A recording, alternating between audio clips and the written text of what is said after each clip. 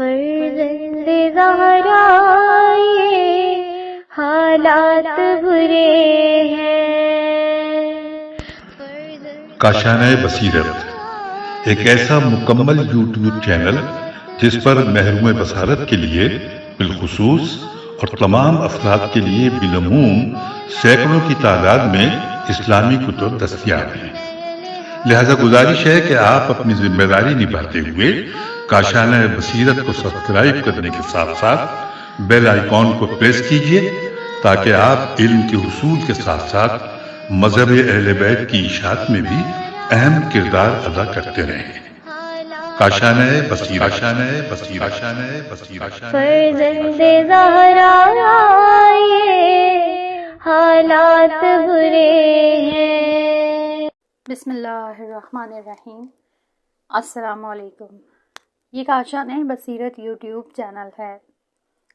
آج ہم آپ کے لیے کتاب خود سازی یعنی تزکیہ اور تہذیب ریکارڈ کر رہے ہیں، جس کی مصنف آیت اللہ ابراہیم امینی ہیں۔ تو آئیے سنتے ہیں اس کتاب کا پارٹ نمبر 10 پیج نمبر 134 سے۔ اس کی اہمیت کے لیے اتنا کافی ہے کہ یہ احکام الہی کے جال اور تشریح کی غرض اور ہدف قرار پایا ہے۔ اب ہم تقویٰ کی وضاحت کرتے ہیں۔ تقویٰ کی تعریف۔ عام طور سے تقویٰ کو ایک منفی یعنی گناہوں سے پرہیز اور معصیت سے اجتناب بتلایا جاتا ہے، اور یوں گمان کیا جاتا ہے کہ امور اجتماعی میں شرکت کرنے کی وجہ سے تقویٰ کو محفوظ رکھنا ایک بہت مشکل کام بلکہ ایک نہ ہونے والا کام ہے، کیونکہ نفس کی سرشت میں گناہوں کی طرف میلان ہونا ہوتا ہے۔ لہٰذا یا تقویٰ کو اپنائے اور پرہیزگار بنے، یا اجتماعی کاموں سے کنارہ کشی کرے، یا اجتماعی ذمہ داریوں کو عہدے پر لے اور تقویٰ کو چھوڑے، کیونکہ ان دونوں کو اکٹھا رکھنا ممکن نہیں ہوتا۔ اس فکر اور نظریے کا لازمہ یہ ہے کہ جتنا انسان گوشہ نشین ہوگا اتنا زیادہ تقویٰ رکھنے والا بنے گا، لیکن بعض آیات اور احادیث اور نہج البلاغہ میں تقویٰ کو ایک مثبت پرارزش عمل بتایا گیا ہے، نہ منفی۔ تقویٰ کے معنی صرف گناہوں کا ترک کر دینا نہیں ہے، بلکہ تقویٰ ایک اندرونی طاقت اور ضبط نفس کی قدرت ہے، جو نفس کو دائمی ریاضت میں رکھنے اور پے در پہ عمل کرنے سے حاصل ہوتی ہے، اور نفس کو اتنا طاقتور بنا دیتی ہے کہ وہ ہمیشہ اللہ تعالیٰ کے احکام کا مطیع اور فرما بردار ہو جاتا ہے، اور نفس اتنا قوی ہو جاتا ہے کہ نفس غیر شرعی خواہشات کا مقابلہ کرتا ہے اور ثابت قدم ہو جاتا ہے۔ لغت میں بھی تقویٰ اسی معنی میں آیا ہے۔ تقویٰ کا مصدر وقایہ ہے کہ جس کے معنی حفظ اور نگہداری کے ہیں۔ تقویٰ یعنی اپنے آپ کو محفوظ کرنا اور اپنے نفس پر کنٹرول کرنا ہوتا ہے۔ تقویٰ ایک اثباتی صفت ہے جو حفاظت دیتی ہے، اور یہ منفی اور سلبی صفت نہیں ہے۔ تقویٰ یعنی انسان کا عہد کر لینا کہ احکام شریعت اور دستور الہی کی اطاعت کروں گا۔ ہر گناہ کے ترک کرنے کا نام تقویٰ نہیں ہے، بلکہ ترک گناہ اور کنٹرول کرنے کی قدرت اور طاقت اور نفس کو مضبوط رکھنے کی سرشت اور ملکہ کا نام تقویٰ رکھا جاتا ہے۔ تقویٰ آخرت کے لیے بہترین زاد راہ ہے۔ ذات راہ اور توشہ ایک مثبت چیز ہے، منفی اور سلبی صفت نہیں ہے۔ امیر المومنین علیہ السلام کے چند جملات پر غور کیجیے۔ آپ فرماتے، اے خدا کے بندو، میں تمہیں تقویٰ کی سفارش کرتا ہوں، کیونکہ یہ نفس کے لیے ایک مہار ہے جو نفس کو اچھائیوں کی طرف کھینچ لے جاتا ہے۔ تقویٰ کے مضبوط رسے کو پکڑے رکھو اور اس کے حقائق کی طرف رجوع کرو، تاکہ تمہیں آرام اور رفاہیت، وسیع اور عریض وطن، مضبوط پناہ گاہ اور عزت کے منازل کی طرف لے جائے۔ آپ فرماتے ہیں، یقیناً تقویٰ آج کے زمانے میں تمہارے لیے پناہ گاہ اور ڈھال ہے، اور کل قیامت کے دن کے لیے جنت کی طرف لے جانے کا راستہ ہے۔ ایسا واضح راستہ ہے کہ جس پر چلنے والا فائدہ حاصل کرتا ہے، اور ایسی ودیت ہے کہ جو اسے پکڑنے والے کی حفاظت کرتا ہے۔ اے خدا کے بندو، جان لو کہ تقوی ایک مضبوط پناہ گاہ ہے، فسق اور فجور اور بے تقوائی ایک ایسا گھر ہے کہ جس کی بنیاد کمزور ہے اور رہنے والے کی حفاظت نہیں کر سکتا، اور اس میں پناہ لینے والے کو محفوظ نہیں کر سکتا۔ اور جان لو کہ تقوی کے ذریعے گناہوں کی زہر اور ڈنگ کو کاٹا جا سکتا ہے۔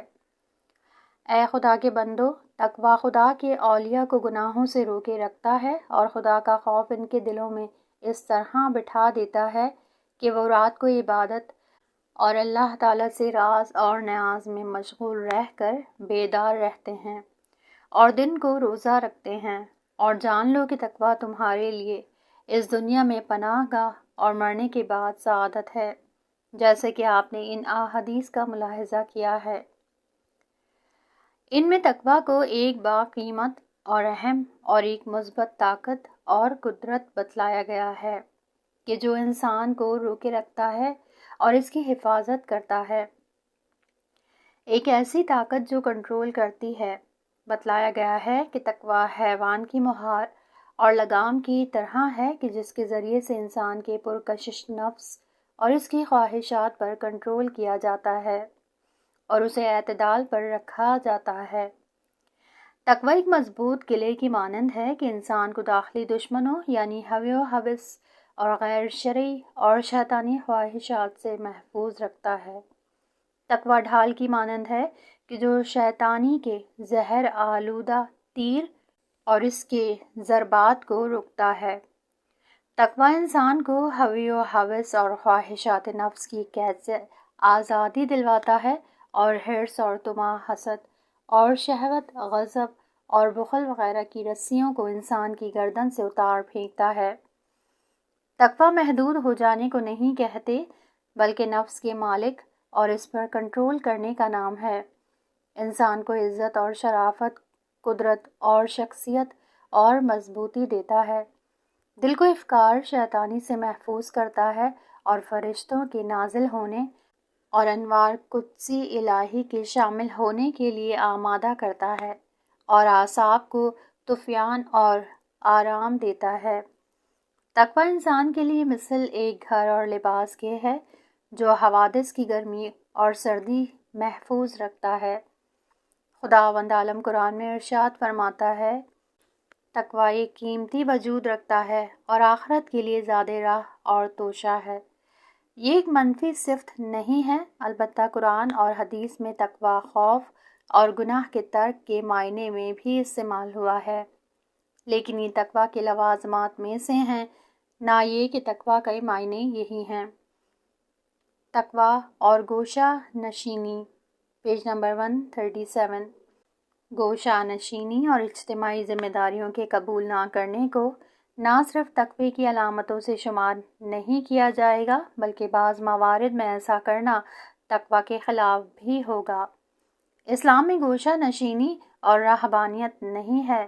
اسلام انسان کو گناہوں سے فرار کرنے کے لیے گوشہ نشینی اور مشاغل کے ترک کرنے کی سفارش نہیں کرتا، بلکہ انسان سے چاہتا ہے کہ اجتماعی ذمہ داریوں کو قبول کرے اور امور اجتماعی میں شریک ہو اور پھر اسی حالت میں تقوی کے ذریعے اپنے نفس پر کنٹرول کرے اور اسے قابو میں رکھے اور گناہوں اور کجہروی سے اپنے آپ کو روکے رکھے۔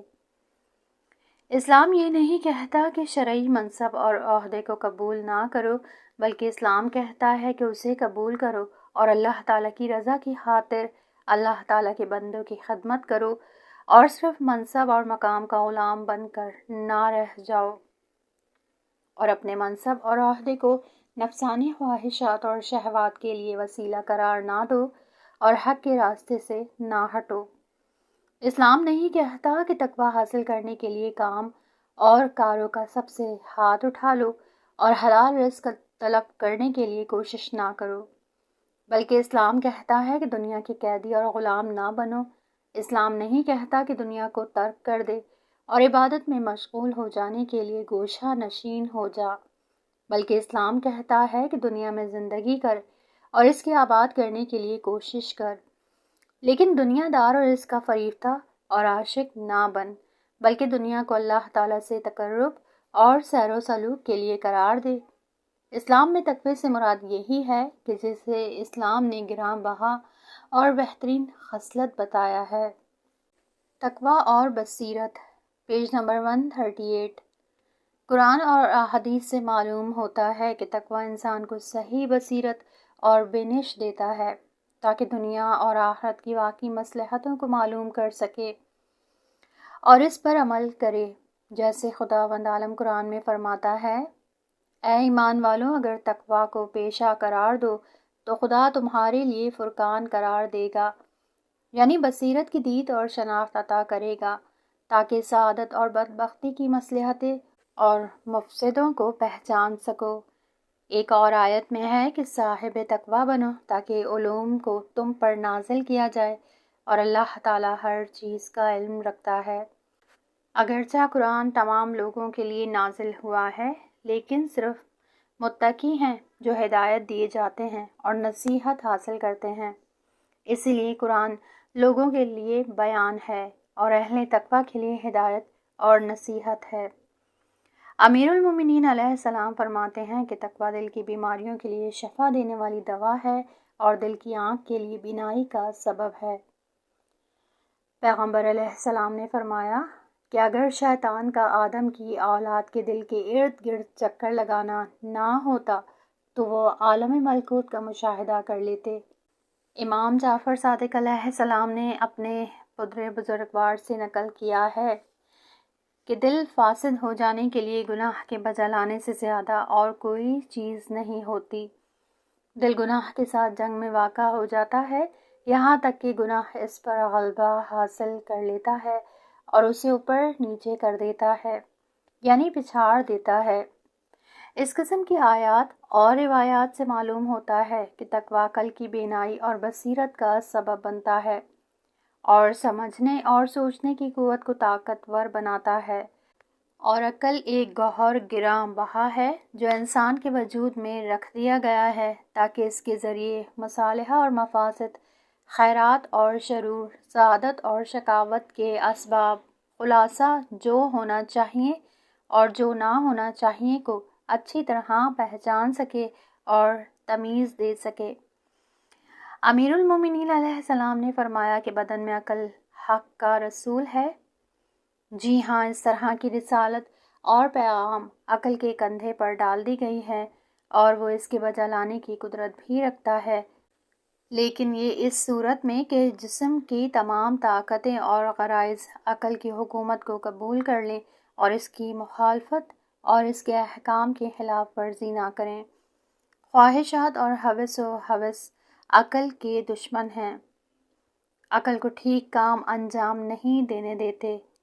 نیز آپ صلی اللہ علیہ وآلہ وسلم نے فرمایا، جو شخص اپنے نفس کی خواہشات کا مالک نہیں ہوتا وہ عقل کا مالک بھی نہیں ہوگا۔ آپ نے فرمایا کہ خود بینی اور خود پسندی، عجب اور تکبر عقل کو فاسد کر دیتے ہیں۔ آپ نے فرمایا کہ لجباز اور ضدی انسان صحیح فکر اور فیصلہ نہیں کر سکتا۔ یہ تو درست ہے کہ بدن پر حکومت اور اس کو چلانا عقل کے سپرد کیا گیا ہے اور عقل اس کی طاقت بھی رکھتا ہے، لیکن خواہشات اور غرائز نفسانی اس کے لیے بہت بڑی مانع اور رکاوٹ ہیں۔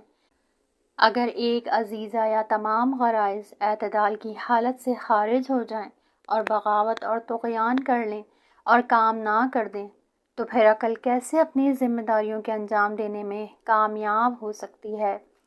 اس طرح کا انسان عقل تو رکھتا ہے لیکن بغیر سوچ اور فکر والا۔ چراغ موجود ہے لیکن خواہشات اور شہوات اور غضب کے سیاہ بادل یا مہ کی طرح اسے چھپا رکھا ہے۔ اس کے نور کو بجھا دیا ہے اور واقعات کے معلوم کرنے سے روک دیا ہے۔ ایک شہوت پرست انسان کس طرح اپنی واقعی مصلحتوں کو پہچان سکتا ہے اور شہوت کے طغیان اور سرکشی کی طاقت کو قابو کر سکتا ہے؟ خود پسند اور خود بین انسان کس طرح اپنے عیوب کو پہچان سکتا ہے تاکہ ان کے درست کرنے کی فکر میں جائے؟ اسی طرح دوسری بری صفات جیسے غصہ، حسد، طمع، کینہ پروری، تعصب اور ضد بازی، مال اور جاہ و جلال کا منصب، مقام ریاست اور عہدہ، ان تمام کو کس طرح وہ اپنے آپ سے دور کر سکتا ہے۔ اگر ان میں سے ایک یا زیادہ نفس پر مسلط ہو جائیں تو پھر وہ عقل عملی کو واقعات کے پہچاننے سے روک دیتی ہے، اور اگر عقل ان کے خلاف عمل کرنا بھی چاہے تو پھر اس کے سامنے رکاوٹیں کھڑی کر دیتی ہے اور داد و فریاد شروع کر دیتی ہے، اور عقل کے محیط کو تاریک کر دیتی ہیں اور اسے اپنی ذمہ داری کے انجام دینے سے کمزور کر دیتی ہیں۔ جو انسان حوی و حوث اور خواہشات کا قیدی بن جائے تو پھر وہ وعظ اور نصیحت سے بھی کوئی نتیجہ حاصل نہیں کر سکے گا، بلکہ قرآن اور مواعظ اس کے دل کی قساوت کو اور زیادہ کر دیں گے۔ لہٰذا تقویٰ کو بصیرت، روشن بینی اور وظیفہ شناسی کا بہترین اور مؤثر ترین عامل شمار کیا جا سکتا ہے۔ آخر میں اس بات کی یاد دہانی ضروری اور لازم ہے کہ تقویٰ عقل عملی اور ذمہ داریوں کی پہچان اور یہ جاننا کہ کیا کرنا چاہیے اور کیا نہیں کرنا چاہیے بصیرت کی زیادتی کا موجب ہے، نہ صرف عقل کے حقائق کو جاننے اور پہچاننے کے لیے کہ جسے اصطلاحی لحاظ سے عقل نظری کہا جاتا ہے، کیونکہ اس طرح نہیں ہوتا کہ جو انسان تقویٰ نہیں رکھتا وہ ریاضی اور طبعی کے مسائل سمجھنے سے عاجز رہتا ہے، اگرچہ تقویٰ سمجھنے اور ہوش اور فکر کے لیے بھی ایک حد تک مؤثر واقع ہوتا ہے۔ تقویٰ اور مشکلات پر قابو پانا، پیج نمبر 141۔ تقویٰ کے آثار میں سے ایک اہم اثر زندگی کی مشکلات اور سختیوں پر غلبہ حاصل کر لینا ہے۔ جو بھی تقوی پر عمل کرے گا خداوند عالم اس کی مشکلات کے دور ہونے کا کوئی نہ کوئی راستہ نکال دے گا، اور ایسے راستے سے کہ جس کا اسے گمان تک نہ ہوگا اسے روزی فراہم کر دے گا۔ خداوند عالم فرماتا ہے کہ جس نے تقوی پر عمل کیا خداوند عالم اس کے کام آسان کر دیتا ہے۔ امیر المومنین علیہ السلام نے فرمایا کہ جو شخص تقوی پر عمل کرے گا تو اس کی سختیاں اور مشکلیں جبکہ نزدیک تھا کہ اس پر وارد ہو جائیں دور ہو جائیں گی، تلخیاں اس کے لیے شیریں ہو جائیں گی، مشکلات کی لہریں اس کے سامنے پھٹ جائیں گی، اور سخت سے سخت اور دردناک کام اس کے لیے آسان ہو جائیں گے۔ اس قسم کی آیات اور روایات سے معلوم ہوتا ہے کہ مشکلات کے حل ہونے اور ان پر غلبہ حاصل کرنے میں تقویٰ انسان کی مدد کرتا ہے۔ اب دیکھا جائے کہ تقویٰ ان موارد میں کیا تاثیر کر سکتا ہے۔ زندگی کی سختیوں اور مشکلات کو بطور کلی دو گروہ میں تقسیم کیا جا سکتا ہے۔ پہلا گروہ وہ مشکلات کہ جن کا حل کرنا انسان کے اختیار میں نہیں ہے، جیسے کسی عضو کا نقص اور ایسی بیماریوں میں مبتلا ہونا کہ جو لا علاج ہیں، اور ایسے خطرات کہ جن کی پیش گوئی نہیں کی جا سکتی، اور اس طرح کی دوسری مشکلات کہ جنہیں روکنا اور دور کرنا انسان کے امکان اور قدرت سے باہر ہے۔ دوسرا گروہ ایسی مشکلات اور سختیاں کہ جن کے دور کرنے اور پیش بینی کرنے میں ہمارا ارادہ مؤثر واقع ہو سکتا ہے، جیسے اکثر نفسیاتی اور جسمی، گھریلو اور اجتماعی کارو کسب کی بیماریاں وغیرہ۔ تقویٰ ان دونوں مشکلات کے حل میں ایک مہم کردار ادا کر سکتا ہے۔ اگرچہ پہلے مشکلات کے گروہ کو روکنا اور ان کو دور کرنا ہمارے لیے عملی طور سے ممکن نہیں ہوتا، لیکن ان مشکلات کے ساتھ کس طرح عمل کیا جائے یہ ہمارے اختیار میں ہوتا ہے، اور وہ انسان جو با تقویٰ ہے اور اپنے نفس کی حفاظت کے لیے پوری طرح تسلط رکھتا ہے اور دنیا کے مشکلات اور خود دنیا کو فانی اور ختم ہونے والا سمجھتا ہے اور آخرت کی زندگی کو حقیقی اور باقی رہنے والی زندگی سمجھتا ہے، اور اللہ تعالیٰ کی ذات لا یزال کی قدرت پر اعتماد کرتا ہے، دنیا کے واقعات اور مشکلات کو معمولی اور وقتی جانتا ہے اور ان پر جزا و فضا نہیں کرتا، تو ایسا انسان اللہ تعالیٰ کی مشیت کے سامنے سر تسلیم خم کر دے گا۔ تقویٰ والا انسان آخرت کے جہان اور خدا سے مانوس اور عشق کرتا ہے۔ ایسے انسان کے لیے گزر جانے والے مشکلات اور واقعات اس کی روح اور دل کے سکون کو مضطرب اور پریشان نہیں کر سکیں گے، کیونکہ خود مشکلات اور حوادث اور مصائب درد نہیں لاتی، بلکہ نفس کا انہیں برداشت اور تحمل نہ کر سکنا انسان کے لیے نہ راحتی اور نہ آرامی کو فراہم کرتا ہے، اور اس کے لیے تقویٰ انسان کے لیے زیادہ مدد کر سکتا ہے۔ دوسرا گروہ، اگر مشکلات اور سختیوں کے جو انسان کی زندگی کو تلخ کر دیتی ہیں، ہماری بری عادات اور انسانی ہوی و ہوس اور خواہشات کی وجہ سے ہم پر وارد ہوتی ہیں، اور یہی بری صفات ان کا سبب بنتی ہیں۔ گھریلو زندگی کے اکثر مشکلات کو شوہر یا بیوی یا دونوں خواہشات نفسانی پر مسلط نہ ہونے کی وجہ سے وجود میں لاتے ہیں اور اس آگ میں جلتے رہتے ہیں جسے خود انہوں نے جلایا ہے، اور پھر داد و کیل اور جزا و فضا زد خورد کرتے ہیں۔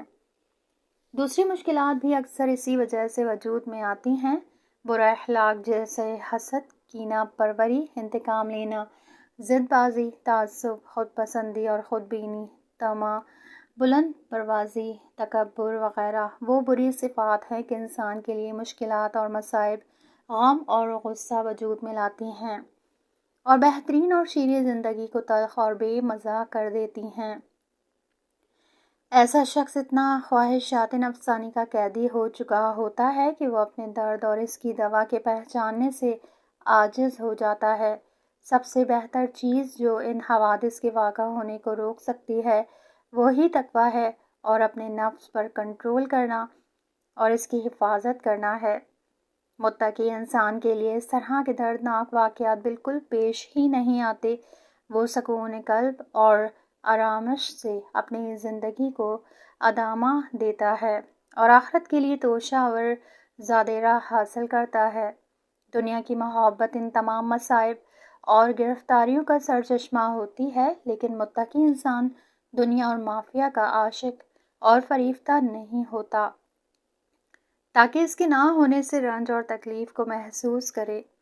امیر المومنین علیہ السلام نے فرمایا کہ دنیا کی محبت سے پرہیز کر، کیونکہ دنیا کی ہر مصیبت کی جڑ اور ہر تکلیف کی کان ہے۔ تقویٰ اور آزادی، پیج نمبر 143۔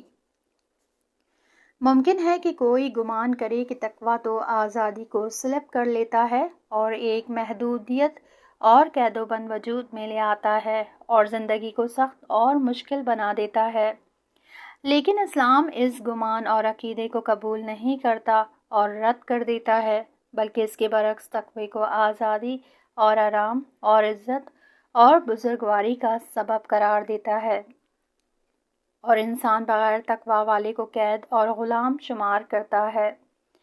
امیر المومنین علیہ السلام نے فرمایا ہے کہ تقوی ہدایت اور استقامت اور آخرت کی زیادہ راہ اور توشہ کی چابی ہے۔ تقوی غلامی سے آزادی اور ہلاکت سے نجات پانے کا وسیلہ ہے۔ حضرت علی علیہ السلام نے فرمایا ہے کہ اسلام سے بالا تر کوئی شرافت نہیں ہے، تقوی سے کوئی بالا عزت نہیں ہے، اور سب سے زیادہ قوی تقوی سے اور کوئی پناہ گاہ نہیں ہے۔ امیر المومنین علیہ السلام نے فرمایا ہے، جو شخص تقوی کو وسیلہ بنائے تو وہ سختیاں اور دشواریاں جو نزدیک آ چکی ہوں گی اس سے دور ہو جائیں گی، تلخ کام اس کے لیے شیریں ہو جائیں گے، گرفتاریوں کی سخت لہریں اس سے دور ہو جائیں گی اور سختیاں اس کے لیے آسان ہو جائیں گی۔ ان احادیث میں تقوی کو مشکلات کے حل کرنے اور انسان کی عزت اور آزادی کا سبب، مسائل اور گرفتاریوں سے نجات، زندگی کی دشواریوں اور تلخیوں کے لیے بہترین پناہ گاہ بتلایا گیا ہے۔